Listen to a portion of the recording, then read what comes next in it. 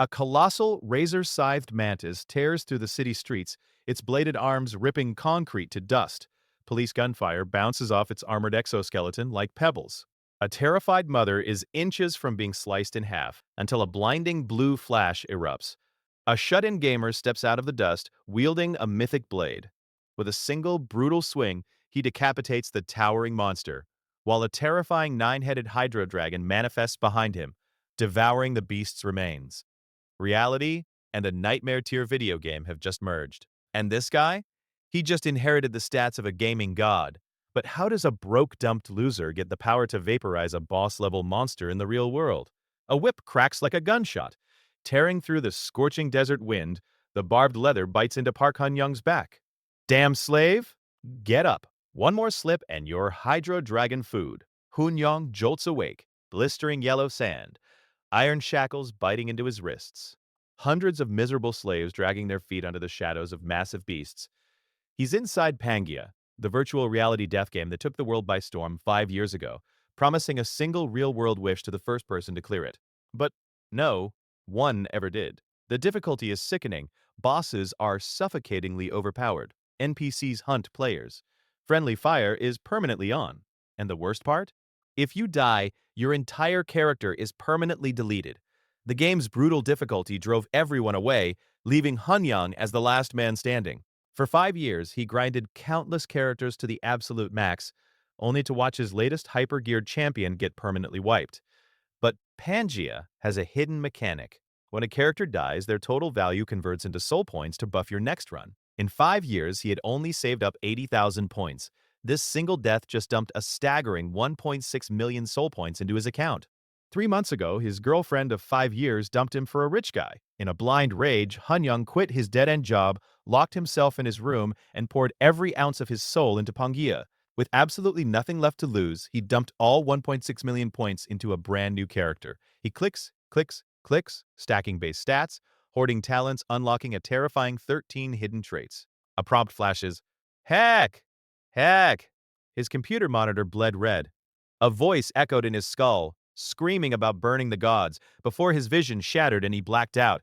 Now he's here, a slave in the merciless Cosman Desert. He pulls up his status window. His jaw drops. His base stats are maxed at 12. His 13 hidden traits are glaring back at him. But before he can even test his new body, the earth quakes. A massive black-armored army charges over the dunes. 500 elite soldiers of the Desert Queen's army are breaking the non-aggression treaty. They aren't here to capture. They are here to slaughter, rewards based on performance. Failure means death in game and in reality. A hail of arrows and swords darkens the sky. Slaves and slavers are instantly shredded to pieces. Blood splatters across Hunyang's cheek. The terror around him is deafening, but his heart rate flatlines. This trait only unlocks when all physical talents are perfectly maxed. It completely negates fear, wipes out fatigue, and forces absolute cold-blooded composure. A desert soldier lunges at him, raising a bloody broadsword to split Hunyang's skull. Hunyang doesn't flinch, he drops low, his fingers wrapping around a discarded longsword buried in the sand. The second his palm touches the hilt, the blade erupts in a blinding, piercing light. He swings upward. With a sickening tear, the soldier is impaled through the chest. A massive, bald commander roars, thrusting a deadly spear straight at Hunyang's throat. Die, slave! Hunyang shifts his weight. He parries the thrust, sliding his blade up the shaft, and snaps the spearhead clean off. Weapon Master doesn't just let him use any weapon, it grants him lethal precision, predicting enemy trajectories instantly. He kicks the broken spearhead out of the air, sending it rocketing through another soldier's abdomen. A heavy battle axe drops toward his head. Hunyang catches the blow directly with his blade, the sheer force shattering the attacker's wrists. In a blur of motion, he rips the axe from the enemy's hands and buries it into their skull, proficiently increasing. Sword, level 6. Peer, level 6. Axe, level 6. Max proficiency in Pangaea is level 10. He's barely been awake for 5 minutes and he's already at 6. The surrounding soldiers freeze in pure terror. He's supposed to be a starving slave, yet he stands amidst a pile of severed limbs and shattered armor, an invisible boundary of death drawn in the sand. But can one man slaughter 500? From the crest of the dune, a colossal beast halts. Standing atop its head is a slender, terrifying figure. Isabella von Desian, the Serpent Princess. Isabella isn't here by choice. The Desert Queen gave her an ultimatum. Eradicate every survivor in this desert to cover up the Queen's failure in the Demon Realm expedition, or suffer the Queen's curse forever. Isabella leaps from the beast, landing flawlessly. Your skills are interesting. But you die now. Hun Young eyes her UI. Level 8. In a game where the absolute max is 10, a level 8 is a walking natural disaster. Engaging her is suicide. But he notices a debuff icon flashing on her status bar. Isabella lunges, her dagger moving faster than the speed of sound, aiming dead center for his throat. Hun Young smiles. Don't you want to break the Queen's curse? The blade halts a single millimeter from Hun Young's jugular. The air pressure alone slices a thin cut onto his skin. Isabella's eyes widen in absolute shock. Who the hell are you? I am a Starbreaker. Han Young lies flawlessly. I gaze at the stars and guide others to them. I will help you lift the curse and leave this desert. Isabella's dagger trembles. The Starbreaker is a legendary NPC class. Only they can grant the stellar blessing needed to shatter the Queen's curse. But Hun Young isn't a Starbreaker. He just knows everything about her. Why? Because Isabella is his alt character. Years ago, he created her, messed up her stat distribution, and abandoned her. As a player-created entity, she is hard-coded to seek freedom and complete the game, trapping her in a cycle of despair under the Queen's curse. What is your name? She demands. Randolph. Player name set to Randolph. Isabella sheathes her dagger. I won't kill you today, but if you're lying, I'll carve you into pieces. She barks orders to her surviving men. He is my mercenary. Serve him. Rating, perfect. Constellation of Fortune smiles. Reward upgraded. Night falls. Randolph sinks into a luxurious bath, analyzing his god-tier loot. He pulled the Hydro Dragon Soul and Michaela's sword, one-of-a-kind artifacts that haven't dropped in 5 years. But the real prize is the shattered Golden Rule fragment. The item description drops a bombshell, synchronizes reality with Pangaea. Before he can process it, 3 beautiful female subordinates enter, offering to bathe him. Randolph's eyes dart to their faces. Gracia and mint chocolate? These were his old guildmates from a foreign server. Did they get sucked into the game too? He spots a UI button hovering in his vision. He needs to test this. He plays the stoic monk, ordering the women out so he can commune with the stars. The second the door shuts, he slams the "Ah!" His eyes snap open. He is sitting in his cheap gaming chair in his filthy apartment. Same clothes, same reality.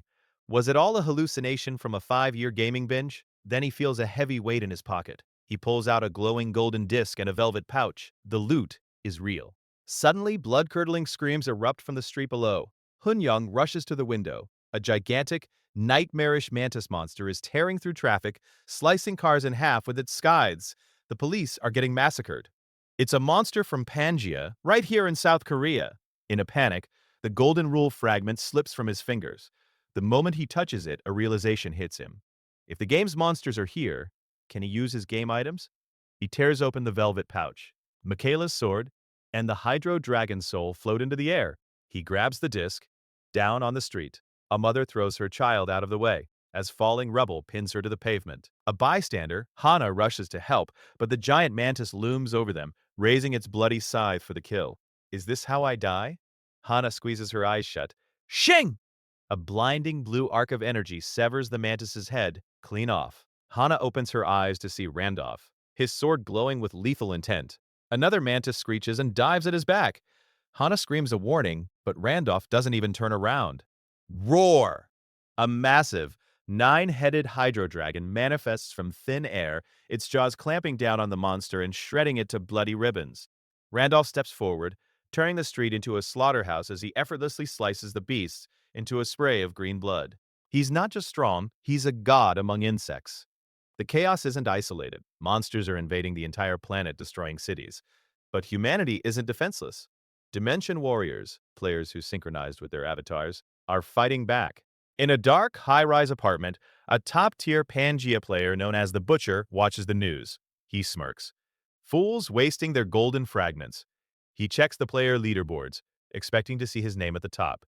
His jaw drops. Randolph? Could it be the Spectre? The Spectre is an urban legend. A player who commanded a massive army of NPCs nearly cleared the demon realm and vanished. The undisputed number 1 player in the world. In a quiet cafe, twin players spot the leaderboard update. The Spectre is back. We need to hunt him down. The NPCs who betrayed him during his final Demon Realm run weren't AI. They were other players who got sucked in early. If they know he's here, he is a walking target. He needs extreme power, instantly. Returning to Pangaea. He opens his eyes in the desert bathhouse. Isabella is waiting. Did you finish communing with the stars? Yes, Randolph replies. Take me to the sanctuary. Isabella's face drains of color.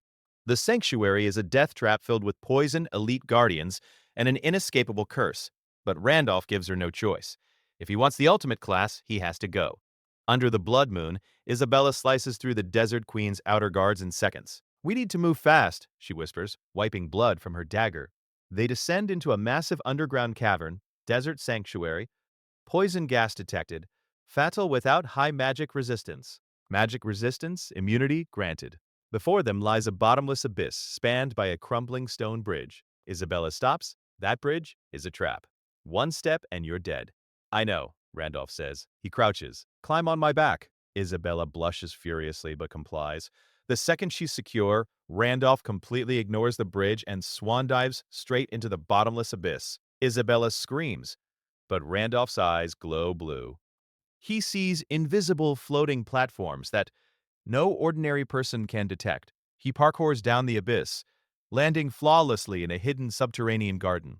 Isabella is reeling. How does he know paths that even the Queen's generals don't? The ground explodes! Three massive stone golems burst from the soil, their chests glowing with lethal runes. Randolph crosses his arms. Handle them. Isabella sighs. She leaps into the air, moving like a blur. Her daggers strike their rune cores with surgical precision. Boom! The golems shatter into a million pieces of gravel. It's a rare class, but Randolph swats the prompt away. He rejects it. He's here for something much bigger. Black miasma floods the cavern. A shadow the size of a skyscraper blots out the light. A titanic, multi-headed serpent descends, its eyes burning with apocalyptic fury. Intruders, you will sleep here forever. Gramute's massive tail whips toward Isabella with the force of a freight train. She's too exhausted to dodge. She braces for death. Stop, Gramute! Randolph roars. The titanic serpent freezes mid-strike. Its massive eyes lock onto the tiny human. How do you know my true name? It's me. Randolph lies with absolute authority. Your master, William. I have returned. Gramute erupts into deafening laughter, the sound waves cracking the stone walls. You? William, the man who led the Demon Realm expedition? You are a weak, pathetic insect. I could crush you in my teeth. Honor our pact. Gramute, Randolph says, his voice ice cold. The serpent flinches. The pact is an absolute secret. No one alive should know it. Gramute snarls, lowering his massive head. I don't believe you are William, but I won't kill a pact holder. I will let the star burn you to ashes instead. Proceed. Gramute slithers aside, revealing a glowing stone altar. Resting on top is a star, the skull of the goddess Rhea. In Pangaea, absorbing a star is the only way to reach the transcendent realm. If a weak player touches it, they are instantly incinerated. Randolph walks up to the altar. He grabs the skull. Instantly, a pillar of roaring flames engulfs him. Isabella screams his name. Gramute smirks. Arrogant fool. But inside the inferno, Randolph isn't burning. He hears a voice whispering ancient power, reading off his absurd stats. Omni Master, Giant's Magic Resistance, Druid's Affinity, Weapon Master, Glutton, Iron Sovereign's Heart, Beast Lord, Golden Grace, Mutation, Great Sage, Destiny. The skull shatters, injecting raw cosmic energy directly into his veins. The flames vanish. Randolph steps out, glowing with a terrifying aura. Isabella drops to her knees. If your curse is lifted, what will you do? Randolph asks. I will leave this desert and find my family, she stammers. I will lift the curse right now, Randolph says, resting a glowing hand on her shoulder. But you work for me for 1 year, then you are free. Isabella feels the crushing weight of the queen's curse shatter inside her soul. Tears well in her eyes. She draws her blade and plants it in the stone. I will follow you. Somewhere in the shadows, the butcher slams his fist into a wall, watching his veiled auction privileges get revoked because Randolph just dethroned him. Back in the sanctuary, Gramute detects hundreds of Queen's guards breaching the cavern. Master, invaders are here. Are we fighting them? Isabella asks, readying her blades. Why would we do the Guardian's job? Randolph smirks. He pulls out a shadow cloak artifact, wrapping it around himself and Isabella. They vanish into thin air, leaving a very confused, very angry giant snake to deal with an army of guards. They sprint toward the edge of the desert. The only way out is a teleportation gate, but it takes half a day to charge. They have no cover. The Queen's advanced troops are closing in. Randolph has to burn time. He logs out, promising Isabella he will return. Back in the real world, Hun Young's phone rings. It's his ex-girlfriend, Zhu Young. Her new rich boyfriend dumped her, and now she wants her obedient backup plan back. They meet at a cafe. She puts on her best teary-eyed act. I miss you. You always came when I called. Are you still mad? Hun Young stands up, his face devoid of emotion. Does your boyfriend know you came to see me? Next time, delete your social media posts before you lie. He turns his back and walks away, leaving her utterly humiliated. He's no longer the spineless loser she knew. Randolph's cold dominance is bleeding into his real personality. Outside, a woman screams. A deranged street thug has a utility knife to Hannah's throat, the reporter Hun Young saved earlier. Look at me wrong and I'll kill her, the thug screams. Hun Young steps forward and clamps his hand over the thug's wrist. He squeezes. The thug screams in agony, dropping the knife. Han Yong didn't even use his game stats. His base physical strength is now monstrous. The thug tries a sneak attack, but Han Yong casually sidesteps and slams the man's head into the pavement, knocking him out cold. Hana is stunned. She introduces herself as a reporter investigating the Dimension Warriors, handing him her card. Let me buy you dinner sometime. Han Young brushes past his furious ex-girlfriend, pockets the card, and heads home to log back in. The gate is almost ready. Randolph materializes at the desert gate. Isabella is on her knees, covered in blood, surrounded by hundreds of elite pursuers. She held the line for 12 hours. Surrender the slave princess and the queen will forgive you, a commander barks. Isabella spits blood, refusing to move. The gate behind them erupts in blue light. It's fully charged. Randolph steps in front of Isabella. Thank you. Now, I will honor our agreement. He raises his fist. Starlight bleeds from his knuckles. Starclaw activated, consuming all star power. Duration, 41 seconds. A shockwave of blinding, cosmic energy violently erupts from his body. The charging soldiers don't even have time to scream. The starlight washes over them, instantly vaporizing their armor, their weapons, and their flesh. In less than a minute, a 500-man elite death squad is reduced to floating gray ash. Isabella is completely speechless. Let's go, Randolph says, pulling her through the portal. They step out into a blindingly bright metropolis. Towering skyscrapers of gold and glass pierce the sky. Arcana, the Golden City, the ultimate pay-to-win zone where money is literal power. Isabella pulls out a tiny pouch. I have 300 gold coins. This is a fortune back home. Randolph laughs. Here, 300 gold pays for one night in a cheap inn. But don't worry, I brought an ATM. He points to a colossal, neon-lit building. Hudson's Casino. They walk to the VIP entrance. A towering bouncer blocks them. Minimum entry requirement, 10,000 gold. Isabella panics, but Randolph casually reaches into his inventory and drops a glowing, ethereal gem onto the bouncer's podium. The bouncer's eyes nearly pop out of his skull. It's the Fairy Queen's tear, a mythic artifact worth over 1,000,000 gold. He immediately bows and escorts them to the high roller tables. 10 minutes later, the casino floor is in absolute pandemonium. Randolph started with 250 gold. Thanks to his hidden trait manipulating probability, the roulette ball obeys his commands. The chips pile up like mountains.